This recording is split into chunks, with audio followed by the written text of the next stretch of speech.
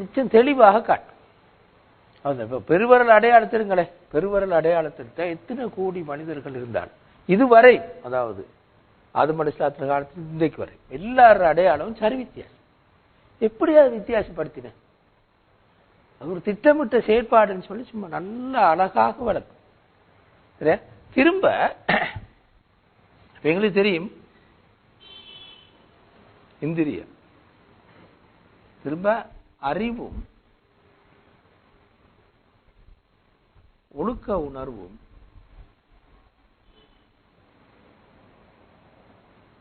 ஆன்மீக பண்பும் கொண்ட மனிதன். இங்கிருந்து இங்க வந்தீர இந்திரியத்துளி எப்படி உருவாயின்னு பார்த்தா இந்த சாப்பாடுகள், தாவரமும் மிருகங்களும் இதுகின்ற சாப்பாட்டால உருவாயினதுன்னு சரியா.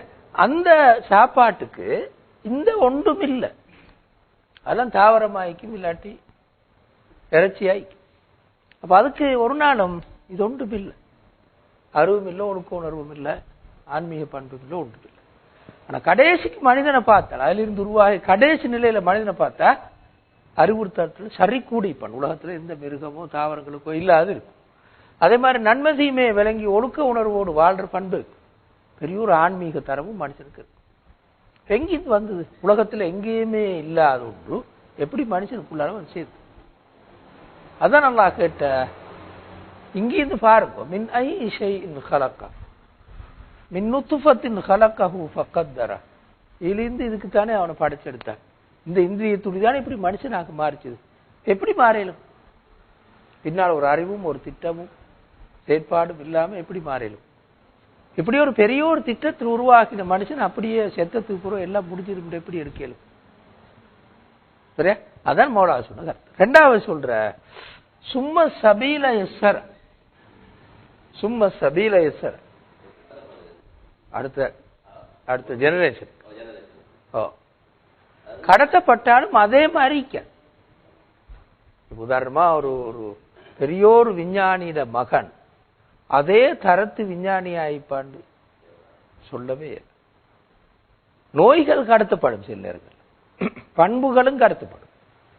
ஆனால் அதே சரியா அதே மாதிரி வித்தியாசம். ஆகப்பெரிய விஞ்ஞான மகன் ஆகப்பெரிய மூளையன் ஆயிப்பான். மிகப்பெரிய அறிவு தரத்தில் குறைஞ்ச ஒரு ஆண்ட மகன் பெரிய ஒரு அறிஞன் ஆயிப்பான். இது சாதாரணமாக நாங்கள் அவதானிக்கிற விஷயம் தானே. அப்ப பாரம்பரிய பண்புகள் கடத்தப்பட்டாலும் அதே தரத்தில் வித்தியாசமா தான் கண்டிப்பா. திரும்ப சும்மா சபீல யஸ்ஸர, இதுக்கு பிறகு அல்லாஹ் சொல்றதுன்னா மனிதன் இப்படி உருவாயினத்துக்கு பிறகு பூமிக்கு வந்தால் வாழ்வதற்கான வழி எல்லாம் இலகுபடுத்தப்பட்டு வழி சும்மா சபீல யஸ்ஸர, பின்னர் வழியை அவன் விலகுபடுத்தி அமைத்தான். அல்லாஹ் வழியை இலகுபடுத்தி அமைத்தான், வாழ்வதற்கான வழியை இலகுபடுத்தி அமைத்தான். அல்லாஹ் சொல்றேன், முதலாவது மனுஷன் தன்னை பார்க்கட்டும், எங்கிருந்து வந்து மனிதனாக மாறும் மட்டுமல்ல அந்த நிலைமையை பார்க்கட்டும். ரெண்டாவது, உலகத்துல வாழ்ற நேரம் வாழ்வதற்கான எல்லா வசதிகளும் அழகா இருக்கு. பெரியோரு புரோகிராமின் கீழே இந்த உலகம் அப்படியே அமைக்கப்பட்டிருக்கு. வாழ்வதற்கு தண்ணியோ காற்றோ தாவர பொருட்களோ வேற வசதிகளோ எல்லாம் அழகாக ஒழுங்குபடுத்தப்பட்டு அப்படியே. அப்ப எப்படி பார்க்கிறாத மனுஷன் வர முந்தியே, உலகத்துக்கு வர முந்தியே அவ்வளவு வேலைகளை நீங்க செஞ்சு வச்சு செஞ்சதுக்கு பிறகுதான் மனிதன் வந்து விழுகிறான். அப்ப அவனுக்குள்ள அவ்வளவு ஒழுங்குகளும் அழகா அவனோட வாழ்க்கையை கொண்டு போறதுக்கான எல்லா வசதிகளும் செய்யப்பட்டிருக்கு. அப்ப இந்த ப்ரோக்ராம் மனுஷன் உலகத்துக்கு வந்ததுக்கு பிறகு அப்படியே ஒழுங்கா எல்லாம் நடந்து முடிகிற இந்த ப்ரோக்ராம் இதுவும் ஒன்றும் இல்லையா?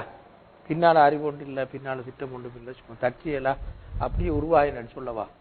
அப்ப ஒரு தற்செயலா? இவனும் தற்செயல், திரும்ப உலகமும் தற்செயல், எல்லாமே கோடிக்கணக்கான தற்செயல்கள் சேர்ந்து மனுஷன் வாழ்க்கையை உருவாக்குறது எப்படி சொல்றேன் என்றதுதான் சும்மா சபீல யஸ்ஸர. திரும்ப அடுத்து பாருங்க, மூணாவது, இது ரெண்டாவது கட்டம். முதலாவது மனிதன், ரெண்டாவது உலகம், மூணாவது சும்மா அமாத்தம், பின்னர் அவன் மரணிக்க செய்தான். சும்மா அமாத்தகு அந்த கட்டத்தை எடுத்து பார்த்தா, மரணித்தல் இந்த கட்டத்தை எடுத்து பார்த்தா இப்போ மனிதனுக்கு அல்லாஹ் ஒருவன் இருக்கிறான்னு சொல்லி இன்னொரு வாழ்க்கை இருக்கணும்னு சொல்லி மரணிக்கிறண்டா என்னன்றதுக்கு இன்னமும் எந்த வரைவிலக்கணும் ஏன் மரணிக்கிறான் சரியா சொல்லல. இந்த காரணத்துக்காகத்தான் மனுஷன் மரணிக்கிறான். சரியாக சொல்றது மிச்சம் கஷ்டம். சில நியாயங்களை சொல்லேலும் இது வந்தா மனுஷன் மரணம் அடைவான்னு சொல்லேலும்.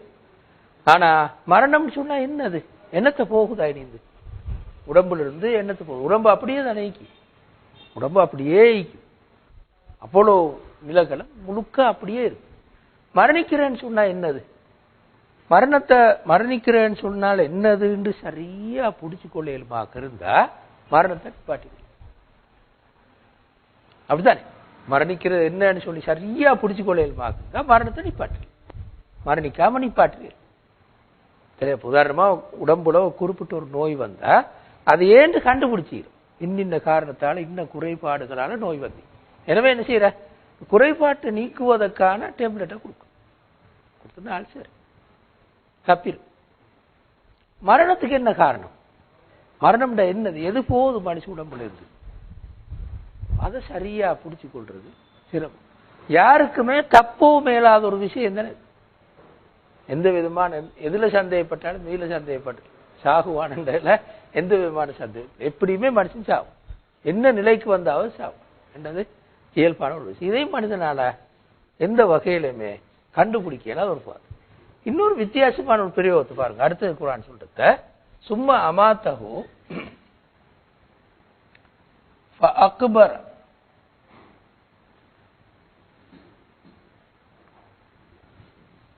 ஃபஅக்பர அடக்கம் செய்வதனை உணர்த்தினான். சரியா? சும்மா அமாத்தஹு ஃபஅக்பர் அடக்கம் செய்வதனை உணர்த்தினான். அப்படின்னா என்ன கருத்து? உலகத்தில் இருக்கிற ஜீவராசிகள்ல மனிதன் மட்டும்தான் அடக்கம் செய்யற மெத்தட்டை வச்சு செத்தத்துக்கு பிறகு பெரிய ஒரு மரியாதை ஒன்று செஞ்சு அடக்கும் மனுஷன். பௌத்தனாக இருந்தா அவனுக்கு ஒரு பெத்தட்டி அந்த பெட்டியில போட்டு தூக்கின்னு வைத்து தூக்கின்னு வெள்ளையை விரிச்சு வைத்து வெளியில ஏறி போற அப்படியே தொடர்ந்து அப்படியே வைத்து கபூர்ல கொண்டு போய் வச்சு எத்தனையோ கோலம் எல்லாம் போட்டு அடக்கம் செஞ்சுட்டு வருவோம். இந்துக்கள் இன்னொரு மெத்தட், கிறிஸ்தவன் வேறொரு, நாங்க இன்னொரு மெத்தட். எல்லா சமூகங்கள்லையும் இந்த அடக்கம் செய்தலுக்கு ஒரு பெரிய ஒரு சம்பிரதாயம் உண்டு. அப்படித்தானே? பெரிய ஒரு சம்பிரதாயம் எங்கிருந்து வந்தது? இந்த உணர்வு எங்கிருந்து? இப்ப உடம்புல ஒன்றுமே இல்லைன்னு எல்லாருக்குமே தெரியும். 2 நாளைக்கு 2 நாள் தேவையில்லை, ஒரு நாளைக்கு பூர்ணமா வச்சிருக்க தொடங்கினால் படிப்படியா நாத்தம் எடுக்க தொடங்கிடும். வச்சிருக்கவே ஏழை உடம்போட ஒரு விதமான பிரயோசனம் இல்லை. கொண்டு போய் புதைச்சால் நாளை பொருள் தோண்டி பார்த்தா புழுதான் ஈக்கும், எலும்புகள் கொஞ்சம் கொஞ்சம் அங்கிக்கு ஈக்கும், அதையும் சேர்ந்து அரிச்சு போயிடும். அப்ப ஆனாலும் மனிதன் எல்லா சமூகங்களையும் அடக்கம் செய்வதற்கான ஒரு பெரிய ஒரு சம்பிரதாயம் ஒன்று பேடிவார். மனிதனுக்கு ஒரு பெரிய ஒரு மரியாதை ஒன்று செஞ்சுதான் நடக்கிறான் மனுஷன். அப்படி என்ன கருத்து? எவ்வளவு கோவக்காரனா இருந்தாலும் மையத்தூட்டில் ஒன்றும் செய்யறது வந்து நல்லா கலந்து கொண்டு போயிட்டு அடக்கம் செய்யறதுல எல்லாருமே சேர்ந்து எதிரி ஷார்பானவன் எல்லாரும் சேர்ந்து அழகா கலந்து கொண்டு முடிச்சுட்டு போயிட்டு ஆக மோசமான எதிரியா இருந்தாலும். அப்ப மனிதன் இயல்பாக சொல்றான் தந்த மனுஷன் என்பவன் மிகுந்த மரியாதைக்குரியவன். யாருமே அந்த சாகரத்தை விரும்புறது அப்படித்தானே? ஒருத்தருமே சாகரத்தை விரும்புறது. அந்த உடம்புக்கு கூட அவ்வளவு பெரிய ஒரு மரியாதை ஒன்று செய்யும். போகிறதுக்கு என்ன செய்யற? அந்த இறந்த டைம் நினைவுக்கு வந்தால் அடுத்த வருஷம் இன்னும் கொஞ்சம் சம்பிரதாயம் மலர் வளையத்துக்கு தோண்டி பார்த்தா ஒன்றுமே ஈக்காது அப்படித்தானே? இப்படி மனித சம்பிரதாயம் ஒன்று ஈக்குது. இந்த அக்பர் அதான் அல்லாஹ் மனிதனுக்கு உணர்த்திருக்கிறார். எங்கிருந்து இது வந்தது? அதான் அல்லாஹ் சொல்லுவார், இந்த உணர்வு ஒருத்தட்டையும் இல்லை, எந்த மிருகத்தையுமே இல்லை. 1-2 இந்த பறவைகள் மட்டும் குழிய தோண்டி புதைக்கும். காகம் உதாரணம், குழிய தோண்டி புதைக்கும். ஆனா சம்பிரதாயம் ஒன்று இல்ல, புதைக்கிறதுக்கான அடக்கம் செய்வதற்கான சம்பிரதாயம் இதெங்கிருந்து வந்தது? அதான் அல்லாஹ் சொன்ன சும்மா அமாத்தஹு ஃபஅக்பர். அப்ப எனவே மின் நுத்ஃபத்தின் ஹலகஹு ஃபகத்தர் சும்மா சபீல யஸ்ஸர் சும்மா அமாத்தஹு ஃபஅக்பர். இவ்வளவு சரியா? இவ்வளவு. அப்ப குர்ஆன் சொல்ல வாரண்டா மனிதன் தோன்றினிலிருந்து தொடங்கி மௌத்தாகும் மட்டும் அடக்கம் செய்யும் மட்டும் உள்ள எல்லாத்தையும் நெடுக அப்படி பார்த்து கொண்டு வந்தால் நிராகரிக்கலாம். எது நிராகரிக்க செய்யல்? வாழ்க்கையே இப்படி மனுஷன் வாழ்க்கையே தொடங்கினிலிருந்து மௌத்தாக மட்டும் பின்னால யாரோ வந்த மாதிரி, யாரோ திட்டமிட்டு செஞ்ச மாதிரி, அவன் தோன்ற நேரத்தை பார்த்தாலும் பிறகு உலக வாழ்க்கையில் அவன் வாழ்வதற்கான வசதிகள் செஞ்சு கொடுத்துக்கிறத பார்த்தாலும் பிறகு மரணிக்கிறத பார்த்தாலும் பிறகு அடக்கம் செய்யறத பார்த்தாலும் இப்படி ஒவ்வொன்றாக பார்த்து கொண்டு வந்தாலும் விளங்கும் யாரோ திட்டமிட்டு செஞ்சிக்கிறாங்க, தெளிவாக விளங்கும். அப்படி இருக்கிற நேரம் நீ எப்படி மறுக்கல்? எனவேதான் குர்ஆன் சொன்னா குதிலல் இன்சானு, மனிதன் நாசமா போட்டும். எது அவனை நிராகரிக்க செய்தது? நிராகரிக்க செய்யறதுக்கு ஒன்றுமே இல்லை. எல்லாமே காட்டுது, பின்னால் என்னவோ ஈக்குது, பின்னால் ஒரு அறிவோ ஒரு திட்டமிடல் எல்லாமே ஈக்குன்னு சொல்லி ஒவ்வொன்றும் காட்டு.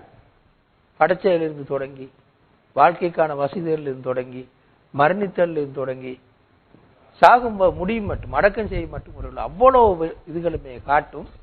கண்டிப்பா மனுஷன் வாழ்க்கையை பின்னால் ஒரு சக்தி ஒரு அறிவு இருக்கு. எனவே கண்டிப்பா இந்த வாழ்வு அர்த்தம் இல்லாம முடியலான்னு காட்டும். சரியா? அப்ப இந்த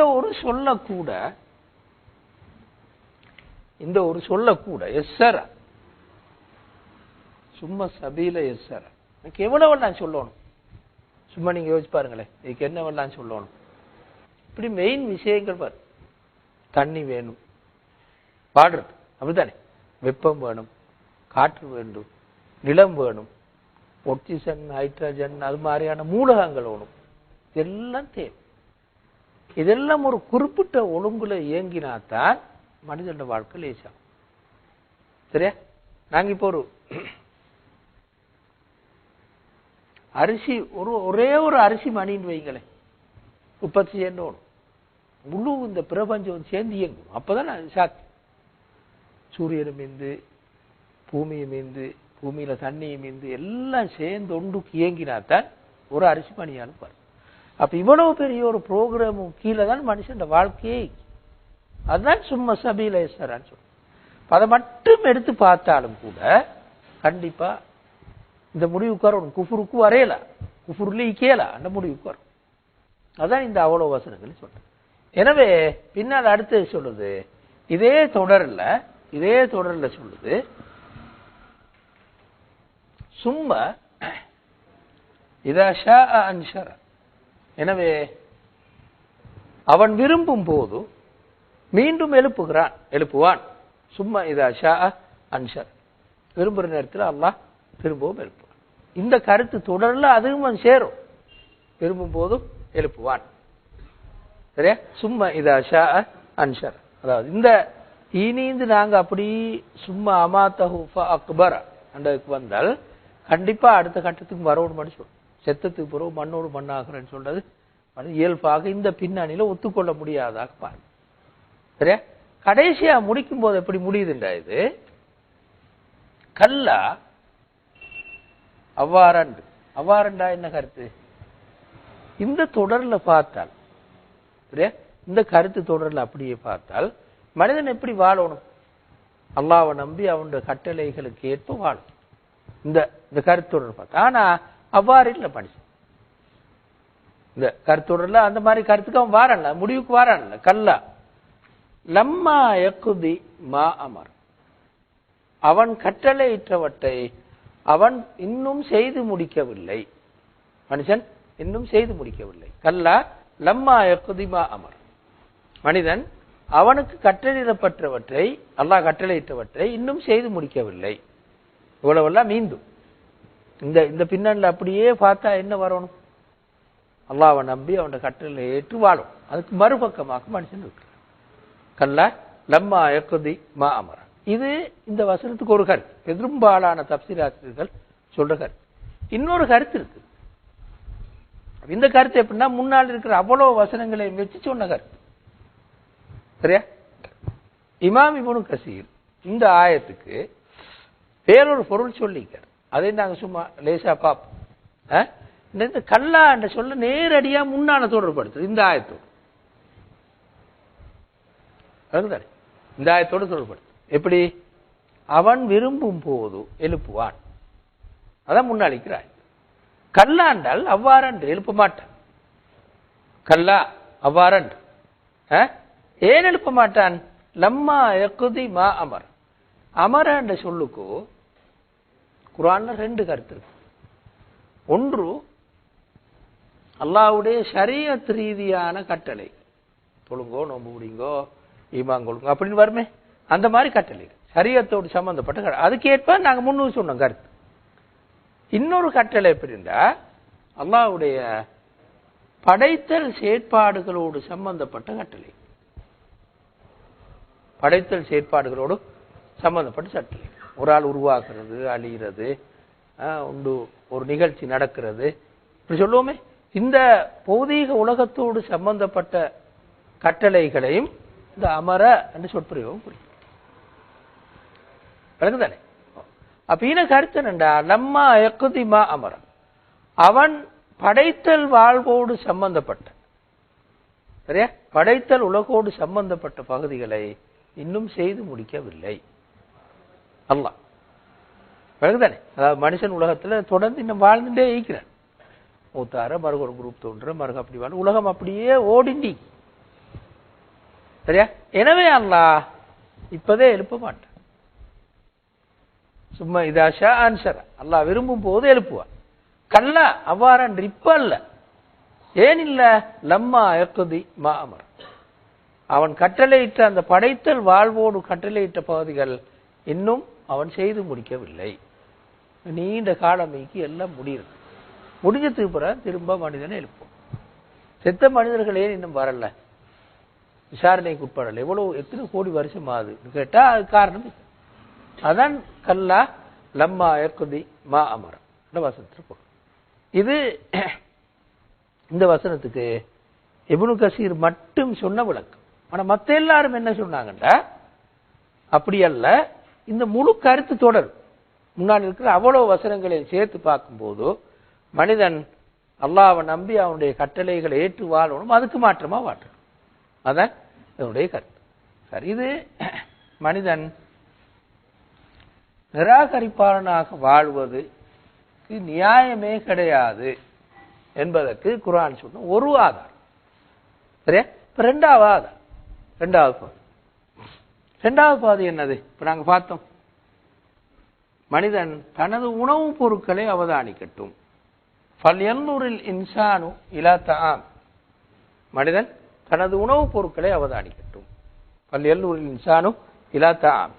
அப்ப அடுத்த அந்த வசனங்களை பாருங்க. அன்னா சபபுனல் மா சப்ப, முதலாவது நீர்.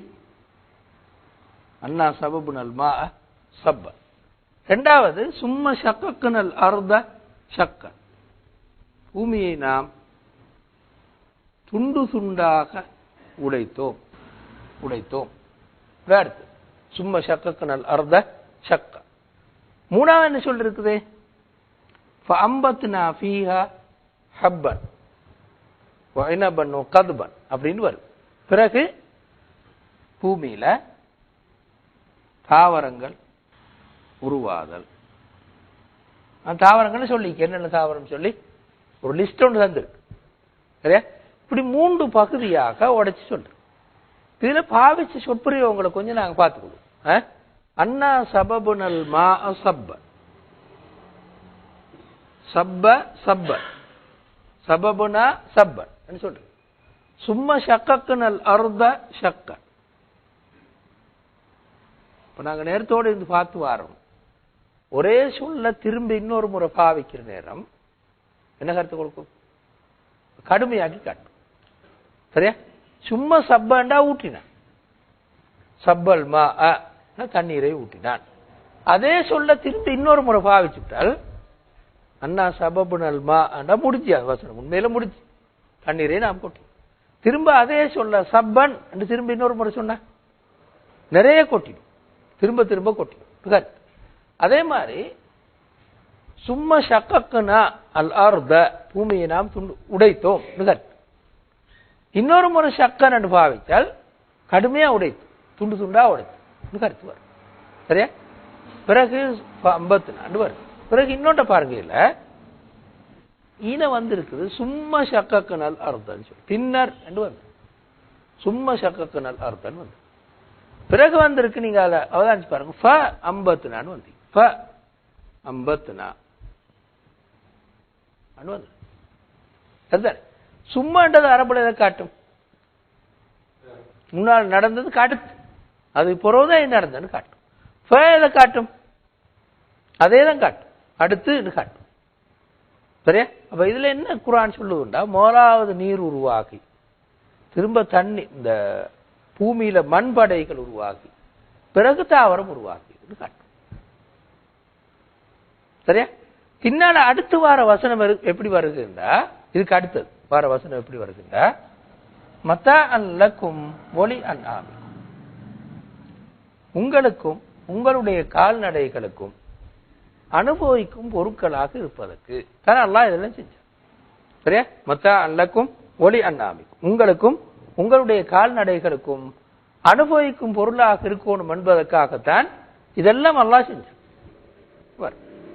அப்ப அறிந்து என்ன வழங்குது, மனுஷனும் மிருகமும் உருவாக முந்தி அல்லாஹ் இதெல்லாம் செஞ்சு முடிச்சுட்டான். பூமியில் இதெல்லாம் செஞ்சுட்டு தான் மனுஷனும் மிருகமும் உருவாயிட்டான். சரியா?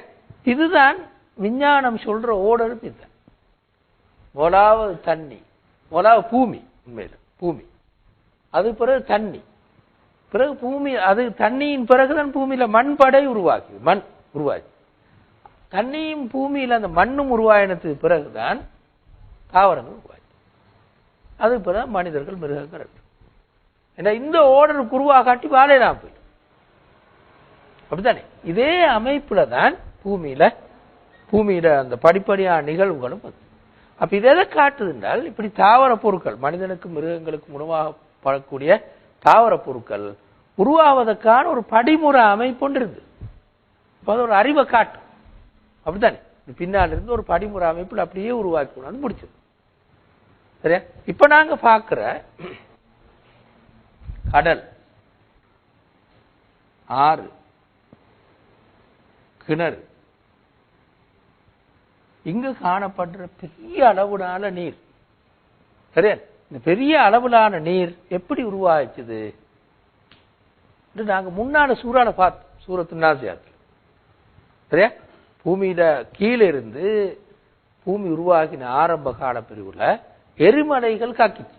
கூடுதலாக எரிமலை கக்கல்ல 71% தண்ணி. எரிமலை கக்கும் போது 71% தண்ணியா தான். அப்ப அப்படி நிறைய எரிமலை பூமிக்குள்ளால இருந்து கக்க தண்ணி உருவாச்சு நிறைய. சரியா? நீண்ட நெடுங்காலம் இந்த செயற்பாடு நடந்துதான் இப்ப இருக்கிற பெரிய அளவிலான தண்ணியை காட்டும். சரியா? தண்ணியின் விளைவாகவும் முக்கியமாக தண்ணியும் காற்றும் பாக்டீரியாவும் இதெல்லாம் சேர்ந்துதான் மண் உருவாச்சு. அதுதான் இந்த கற்கள் சிதைந்து நீண்ட காலத்துக்கு பிறகு மண் உருவாச்சு. அதுதான் சும்மா ஷக்கக்குனல் அர்த ஷக்கான்னு சொன்ன. ஏன் சபபுனல் மா சப்பான்னு சொன்ன, நிறைய தண்ணி கொட்டிட்டு அப்படி நீண்ட காலமாக தண்ணி கொட்டினதுக்கு பிறகு இப்ப பெரிய அளவு தண்ணியை காட்டு. சரியா? சும்மா ஷக்கக்குனல் அர்த ஷக்கா, அதேதான் சின்ன சின்ன துகளாக பிரிக்கணும், துண்டு துண்டா உடைக்கணும், இப்ப மண்ணாகும். அதனாலதான் ஷக்கக்குனல் அர்த ஷக்கான்னு இந்த சப்பா ஷக்கான்னு 2 முறை சொல்ற. தானே? அதுதான் இந்த வசனங்கள்ல பொருள். அப்ப எனவே இது ஒரு பெரிய ஒரு விஞ்ஞான உண்மையை இந்த வசனம் எங்களுக்கு சொல்ற, அது தெளிவாக எங்களுக்கு பழக்கம். திரும்ப இன்னொன்று பாருங்க, பூமியில இருக்கிற தண்ணி 1.4 பில்லியன் கிலோமீட்டர் கன அளவு. தானே? நீளமாகவும் அகலமாகவும் உயரமாகவும் 1 பில்லியன் அளவுக்கு எடுத்து தண்ணியை ஊத்தினா எவ்வளவு வைக்கும்? அதான் பூமியில் இருக்கிற தண்ணி. சரியா? அந்த தண்ணியில வருஷா வருஷம் 370 மில்லியன்